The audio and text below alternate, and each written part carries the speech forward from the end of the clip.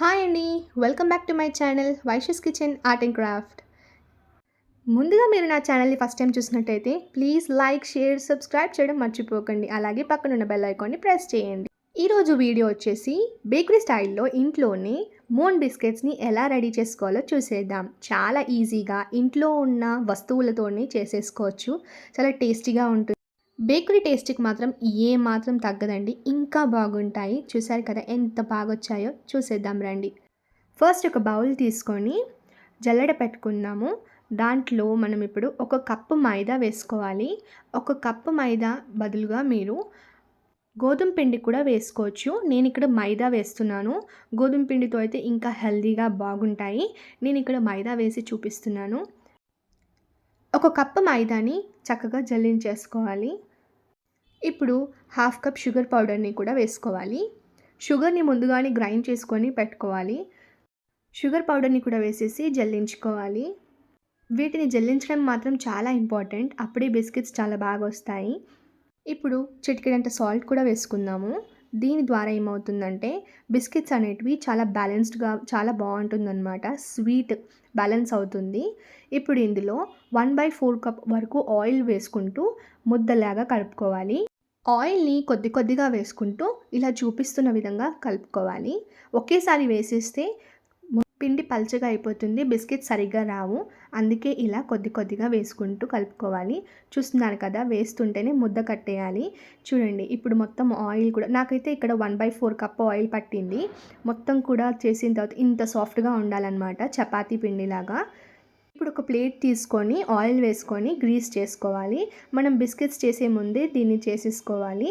ఇప్పుడు దీన్ని ఒక చపాతీ పీట మీదన లేదంటే ఏదైనా క్లీన్ సర్ఫేస్ మీదన వేసుకొని ఇలా చూపిస్తున్న విధంగా ఒత్తుకోవాలి. పైన సర్ఫేస్ క్లీన్గా రావడం కోసం చపాతీ రోలర్తో ఒకసారి ఇలాగా చేసుకోవాలి. ఇప్పుడు నైఫ్ తీసుకొని వీటిని 2 పార్ట్స్ కింద కట్ చేసుకోవాలి. తర్వాత ఇలాగా చూపిస్తున్న విధంగా బాటిల్ క్యాప్తో అయినా లేదంటే కుకీ కట్టర్తో అయినా కట్ చేసుకోవాలి. చూసారు కదా, ఫస్ట్ పార్ట్ రాలేదు, సెకండ్ పార్ట్ నుంచి బాగా వస్తుంది. 1/2 ఇంచ్ గ్యాప్ ఇస్తూ కట్ చేసుకోవాలి. చూడండి ఇలాగా. చూసారు కదా ఎంత బాగా షేప్ వచ్చిందో. బాటిల్ క్యాప్తో కూడా మనము ఈజీగా ఇలా ఇప్పుడు మిగిలిన పిండిని కూడా మళ్ళీ డౌ లాగా చేసి కట్ చేసుకొని సేమ్ ప్రాసెస్లో మూన్ షేప్ని కట్ చేసుకోవాలి బాటిల్ క్యాప్తో. చూసారు కదా ఎంత బాగా వచ్చాయో షేప్స్, చాలా బాగా వచ్చాయి. ఇప్పుడు ఒక ప్యాన్ అయినా లేదంటే చూపిస్తున్న బౌల్ లాగైనా ఏదైనా పెట్టుకొని అందులో ప్లేట్ పెట్టి దానిపైన మనం బిస్కెట్స్ ప్లేట్ని పెట్టి కవర్ చేసుకొని లో టు మీడియం ఫ్లేమ్లో 30 to 35 మినిట్స్ వరకు కూడా బేక్ చేసుకోవాలి. ఛానల్ని చాలామంది చూస్తున్నారు కానీ సబ్స్క్రైబ్ చేసుకోవట్లేదు. ప్లీజ్ అండ్ సబ్స్క్రైబ్ చేసుకోండి. ఇప్పుడు 30 to 35 మినిట్స్ తర్వాత బిస్కెట్స్ని చూసేద్దాము.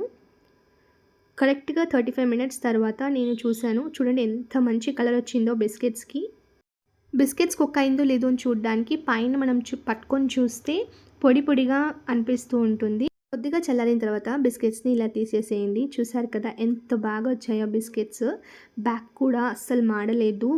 సేమ్ బేకరీ స్టైల్లోనే యమ్మీగా టేస్టీగా ఇప్పుడు మన ఇంట్లో కూడా మనం చేసేసుకోవచ్చు.